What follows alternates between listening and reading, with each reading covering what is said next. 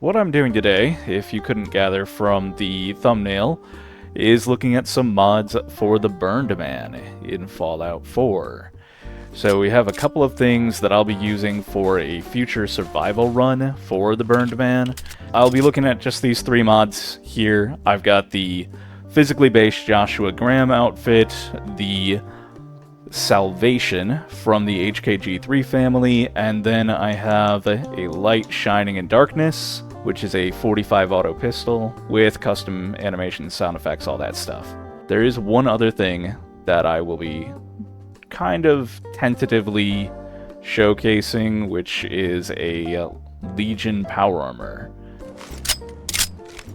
What is my favorite mod?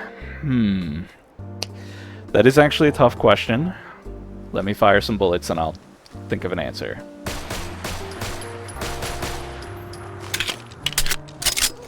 Well, you know what? I'm actually going to give you some favorite mods from various categories. So, my favorite companions are those with me presently. We have Rex, Cyberdog Replacer, because he's adorable. And I have Heather, Kasdan, who is also adorable, but more practical than any other companion I've ever seen, because she can actually be used while still retaining the effects of the Lone Wanderer perk. Can you believe the railroad? I was actually worried about them. I thought they were going to save all of the synths and set them loose in the Commonwealth. Huh. After seeing them in action, I don't think that's going to happen. I'd be surprised if they could clear out a gunner's stronghold with Desdemona in charge. And that is a prime example as to why she is my favorite human companion. Followed up quickly by the Storyteller and Ellen the Cartographer. Ellen the Cartographer. I wish I could speak clearly. But I would say that the companion I spend the most time with, it would probably be Rex. Those are a couple of great ones, and then of course, the armor that she's actually wearing is normally the armor that I would be wearing, which comes from the NCR outfit pack from the Fried Turkey. Probably my favorite armor of all time. I've always loved the NCR Ranger outfit, but having it with physics is premium. And then as far as lighting goes, my obvious favorite, has been for a long time, would be Olympus ENB. That should give you probably my top 3 favorite mods. Followed up quickly by Photo Mode, because Photo Mode, tremendously useful. This is the Salvation. You can see it's got custom textures with this sigil by the trigger.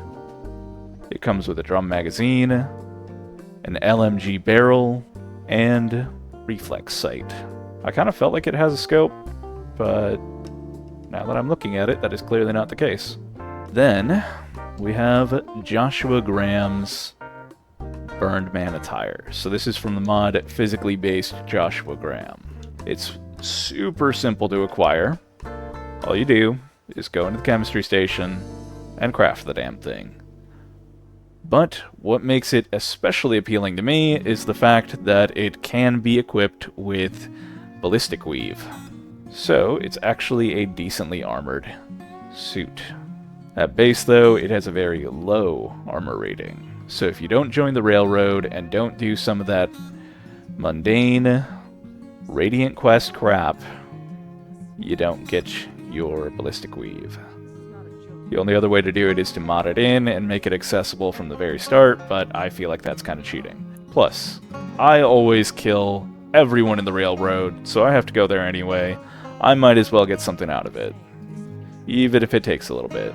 Okay, so I'm at the Saugus Ironworks, and I am going to cross over to the Slog real quick, because I believe that there's a player home out here that I was intended to check out, but hadn't. And if you don't know of Red Rocket TV, it's because all of his mods are hidden, and you can't find them anymore.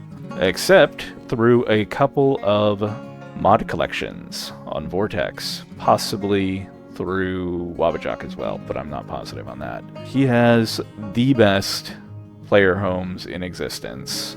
In fact, I discovered him slightly before he took all of his stuff down and made it nearly impossible to get. Kind of aggravating, But, you know something? If people weren't complete jerks, it wouldn't have happened. So, I blame people for the inconvenience. He's a nice guy. I actually talked to him.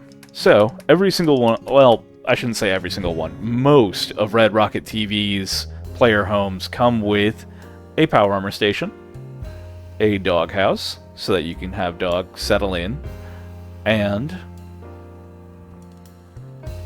are accessible only if you have completed the local quest. So I'll talk to these guys. Hopefully they've had somebody kidnapped so that I can just pay the bounty or ransom or whatever. And then I'll have access. Otherwise, I'll have to actually go and do their quest. I would bet money this guy's going to send me to the other end of the map. So that actually brings me to another point. One of my top mods is Silent Player. I'm pretty sure that's the name of the mod. It's something like that, you know, Silent Player character or Silent Player or something like that. But it just removes the player character's commentary. In any case, yeah, having a silent player is incredibly nice because I really don't like the male player's vocals. I find him to be kind of wimpy. And that's coming from me. I sound like this. Female character, again, don't really care for her voice. It's fine, it's better than the guy's is, honestly. But, still not great. This is where you'll find the Legion Power Armor. And if you're going to do a Legion-inspired playthrough, although it isn't lore accurate, I know somebody is already preparing to comment about how the Legion doesn't use power armor. I just don't care. And I didn't bring any fusion cores, so I'm not going anywhere with that bad boy. I would tell you all about this armor, but there's nothing really to tell you. It is utterly unique in the Commonwealth. Another one of my favorite mods is this Fallout 3 or Fallout New Vegas pistol animation mod. Again, the only way you can get this one is through a collection. The creator took it down. For what reason, I do not know. It's simple, but it changes things up just enough to really give you a more New Vegas-inspired appearance. In any case, I'm going to go ahead and close out the stream. Hope you guys have a good evening, and I'll see you in the next one.